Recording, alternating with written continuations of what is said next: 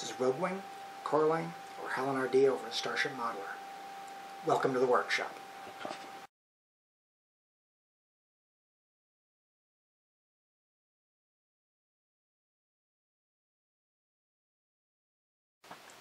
Greetings and welcome to Shaky Cam. Of course, we're on Shaky Cam because we're in the paint booth.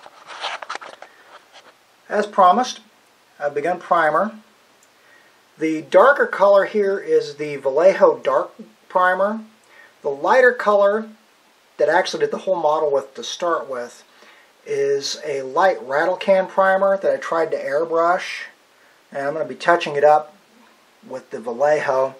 What I'm doing though is trying to give a two-tone scheme without a lot of masking. As you can tell, it's working for the most part. Got the last two pieces sitting over here. Now, one of my complaints with the Iron Man Mk42 was all the gold. So this one is not going to be all that gold. No, I'm not using graphite dust either, but that's just because this suit doesn't feel right for that. Still working on what I'm going to do. We'll play that one by ear when we get to it.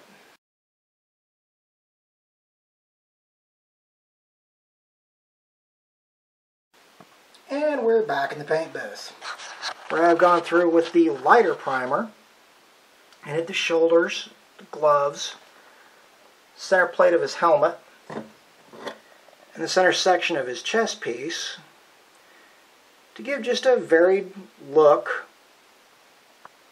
for whatever color I eventually decide to put in there.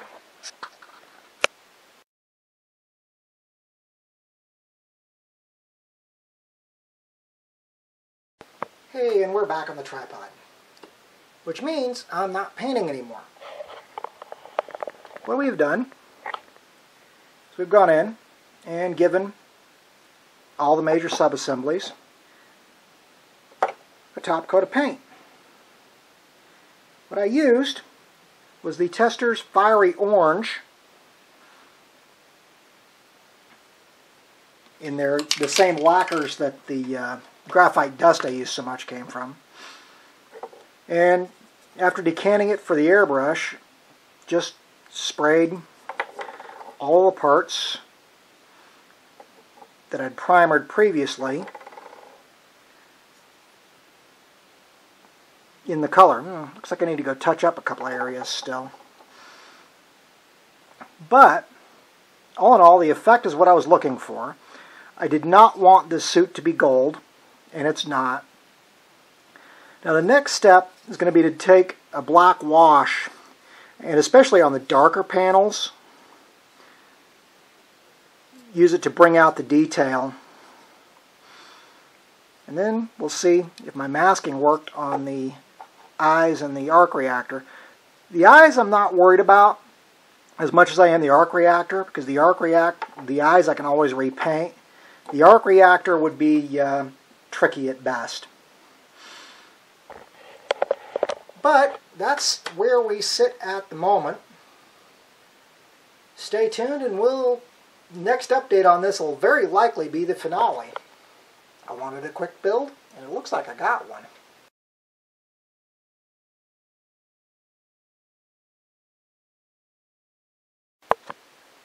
Alright. At this point, this one's going to be called Done too. What I've done, boy, he just barely fits on the frame, doesn't he? What I have done is, after the light gray and dark gray primers, I went in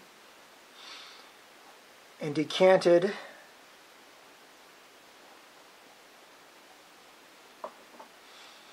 I think I mentioned it. I decanted the Tester's Fiery Orange lacquer for using the airbrush. Did the figure over in that. After that, I went in and did a black wash over the entire figure, wiping off the excess as I went.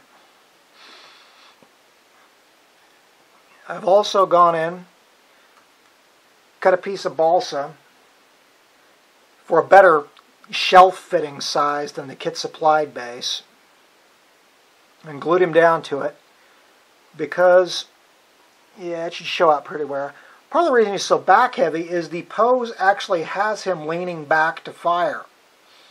You don't glue him to the base, all he is ever going to do is fall over backwards. Got the repulsors in his hands in place. Went in and repainted his eyes.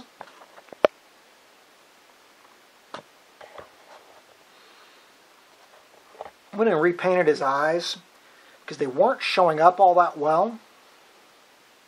But all in all, I am very pleased with the effect of my copper Iron Man versus the gold that this suit was predominantly done in the movie.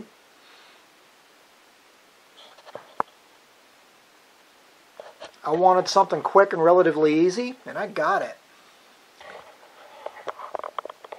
I'll put some stills on the end of this. Better show some of the detail work that the model has. And we'll call this build done. There won't be another build between now and the big spring contest at Scale Model Addict because that starts a week from Saturday. And I figure at this point, I don't want to rush anything, so I won't. But stay tuned for the stills, and thanks for watching.